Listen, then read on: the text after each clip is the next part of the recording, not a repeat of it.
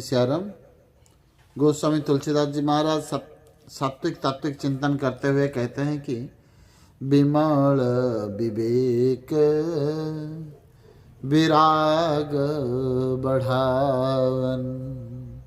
विमल विवेक के साथ विमल वैराग्य भी होना चाहिए।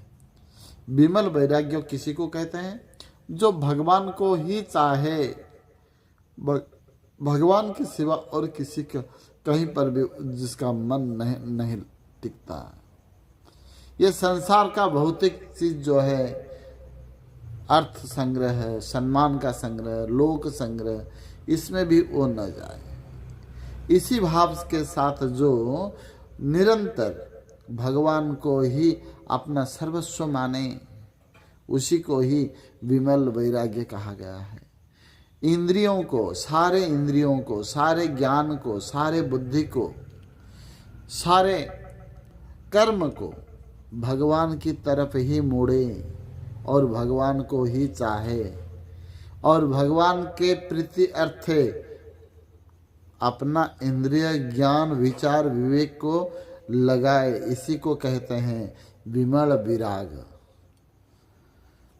वैराग्य, कुछ लोग वैराग्य का कपड़े तो पहन लेते हैं लेकिन वैराग्य उसके अंदर आता नहीं है, टिकता नहीं है।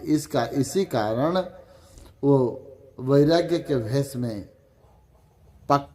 पक्का भोगी बन जाते हैं और अर्थ संग्रही बन जाते हैं। इसलिए गोस्वामी को कहना पड़ा विमल विवेक विराग बढ़ावन।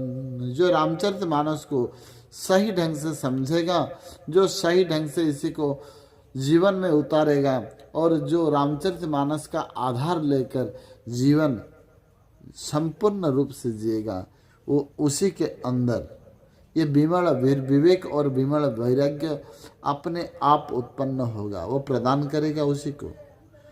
सादर जन पान किए ते, सादर जन पान किए ते, मिटई पाप परे ताप हिए के, मिटई पाप परिताप हिए के।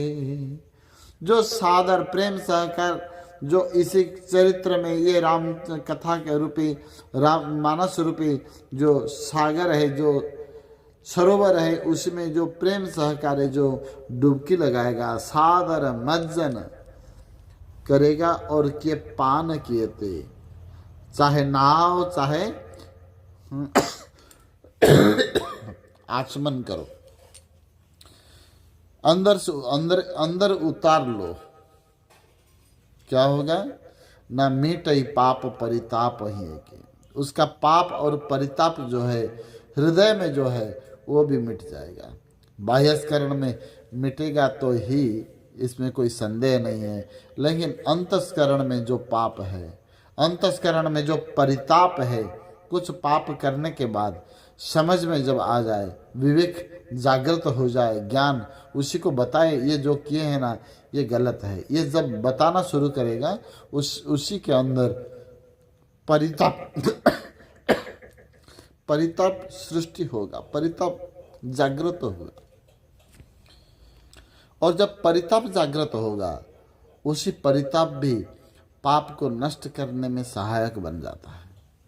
गोस्वामी इसी को कहते हैं कि जो प्रेम सहकारी इसी में नहाएगा और आचमन करेगा, अर्थात अंतस्करण में इसी के भाव तत्व सात्विक तात्विक विचार को उतारेगा, तो उसी के अंदर जो पाप है, पाप क्या है ना, जो कहने से जीव को लज्जा लगता है, जो जीव जिसको प्रकाश होने में डरता है और प्रकाश होने से अपमान बोध होता है, वह सब पाप है।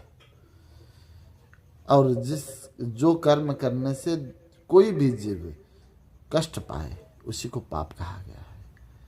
अपमान बोध हो खुद को और दूसरों को कष्ट हो जिसका कर्म से, वो सब कर्म, वाणी, विचार, दृष्टि, ये सब पाप है। और ये सब पाप क्या क्या करते हैं ना, नेगेटिव विचार को बढ़ाते हैं और भगवान के प्रति प्रेम होने से साधक को बचाते हैं। इसलिए पाप जब तक नहीं मिटेगा तब तक जीव भगवान के सन्निकट नहीं हो पाएगा। इसलिए ये राम कथा मज्जन करने से और पान करने से पाप ये मिटाता है। यही भाव के साथ आज का सत्संग विश्राम, फिर आगे कल देखेंगे। बोलो मानस कुटीर बिहारी बिहारिणी जी महाराज की जय।